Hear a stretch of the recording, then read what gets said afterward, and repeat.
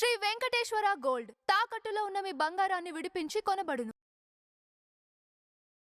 సరే, ఇది ఇప్పుడు పులివెందులలో ఉప ఎన్నికలు జరిగాయి కదా. సో దాంట్లో ఏ పార్టీ గెలవచ్చు అనుకోవచ్చు? ఏంటి, కూటమియా లేకుంటే వైసీపీయా? కూటమి గెలవచ్చు అని అనుకుంటున్నాను.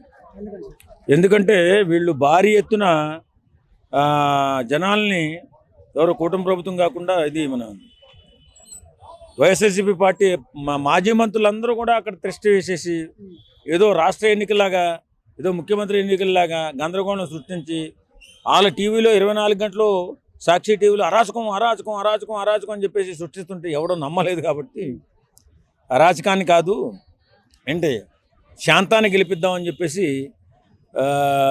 మన కూటమి ప్రభుత్వాన్ని గెలిపిస్తున్నారు అని చెప్పి, తెలుగుదేశం ప్రభుత్వాన్ని గెలిపిస్తున్నారు అని అనిపిస్తుంది. అట్లా అంటే ఇంకొకటి కొందరు ఏమంటున్నారంటే కూటమి వచ్చేసి డబ్బులు ఇచ్చింది, గెలవబోతుంది అని చెప్పేసి. కూటమి వాళ్ళు ఏమంటారంటే వైసీపీ వాళ్ళు డబ్బులు ఇచ్చారు, వీళ్ళు గెలవబోతారు అని చెప్పేసి అంటా ఉన్నారు. ఎప్పుడు డబ్బులు ఇచ్చి గెలవాలనే ఆలోచనలో వైసీపీ పార్టీ ఉంటుంది. లేకపోతే 2029లో మేమే వచ్చేస్తాం, మేమే గెలిచేస్తాం అని ఎలా అంటారండి? కాబట్టి ఇప్పుడున్న పరిస్థితిలో ప్రశాంతంగా ఈ జడ్పీటీసీ ఎన్నిక జరిగింది. గుండెల మీద బండ దిగింది. ఎందుకంటే ఇంత తలకానెప్పైన ఎన్నికలను మేము కూడా చూడలేం మా చరిత్రలో. విపరీతమైనటువంటి గందరగోళం, ఎక్కడ ఏం జరుగుతుందో తెలియదు. వాడు ఇటు తెలుగుదేశం వాళ్ళు, ఇటు కాంగ్రెస్ వాళ్ళు, వైఎస్ఆర్సీపీ వాళ్ళు రెండూ కలిపి ఒకరి మీద ఒకరు నిందలేసుకుంటూ అరాచకం సృష్టిస్తూ మధ్యలో పోలీసులను నలిపేశారు. పోలీస్ డిపార్ట్మెంటు బాగా నలిగిపోయింది. వారం రోజుల నుంచి ఎంతో ఇబ్బందులు పడిపోయింది పోలీస్ డిపార్ట్మెంట్. తెలుగుదేశం వాళ్ళు కూడా పోలీసులు తప్పంటారు, వైఎస్ఆర్ పార్టీ వాళ్ళమో తెలుగుదేశం పనిచేస్తున్న పోలీస్ డిపార్ట్మెంటు పచ్చ సైకోలంట ఎవరు పోలీసులు. అసలు మాట్లాడితే పోలీస్ డిపార్ట్మెంట్, నిజంగా పోలీస్ డిపార్ట్మెంట్ చూస్తే జాలేస్తుంది ఈవేళ. సార్ ఇప్పుడు ఒకటి సార్, ఓన్లీ పులివెందులనే కాదు కదా, ఒంటిమిట్లో కూడా ఎలక్షన్స్ ఉన్నాయి కదా, అక్కడ ఎందుకు అంత హైప్ కనిపించట్లేదు? అదే రెండు జడ్పీటీసీలు హైప్ మాత్రం పులివెందులకి వచ్చింది.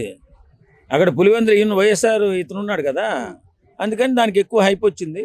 హైప్ రావడం పక్కన పెట్టండి, వీళ్ళు ఈ ఎలక్షన్ మొదలైన కానించి పోలీస్ డిపార్ట్మెంట్ నిద్ర లేకుండా చేశారు. పోలీసు వాళ్ళు పాపం అమాయకంగా ఇంకేం చేస్తున్నారంటే వాళ్ళు తిట్టినా వీళ్ళు తిట్టినా పడాల్సి వస్తుంది. ఈ మధ్య చాలామంది డిపార్ట్మెంట్కి బట్టి ఆడటం చాలా ఎక్కువైపోయింది. రాజకీయ నాయకులు పోలీస్ డిపార్ట్మెంట్ చూసినట్టుగా వదిలేస్తుంది. ఫోన్లే వాళ్ళ విజ్ఞతకు వదిలేద్దామని. నిజంగా పోలీస్ డిపార్ట్మెంట్ని ఇంత హీనంగా నేను ఇన్ని ఎన్నికలు చూశాను, ఎప్పటి నుంచో మనం అబ్జర్వ్ చేసుకుంటూ ఉన్నాం. రాజశేఖర రెడ్డి ప్రభుత్వాన్ని చూసాం, చంద్రబాబు నాయుడు గారి ప్రభుత్వాన్ని చూసాం, ఎన్టీఆర్ గారి ప్రభుత్వాలను చూసాం. కానీ పోలీసుల్ని ఇంత అనవసరంగా తోలనాడేటటువంటి ప్రభుత్వాలు కానీ ఇప్పుడున్న రాజకీయ నాయకులు కానీ వీళ్ళనే చూస్తున్నాం. కాబట్టి ఇది సజావుగా జరిపించినందుకు పోలీస్ డిపార్ట్మెంట్కి ప్రత్యేక ధన్యవాదాలు తెలుపుకుంటున్నామండి. గుండెల మీద గుదిబండ టీవీ చూస్తున్న మాకే ఎలా ఉందంటే అక్కడ మీరు ఎలా ఉన్నారో అర్థం చేసుకున్నాం. Thank you sir, thank you very much.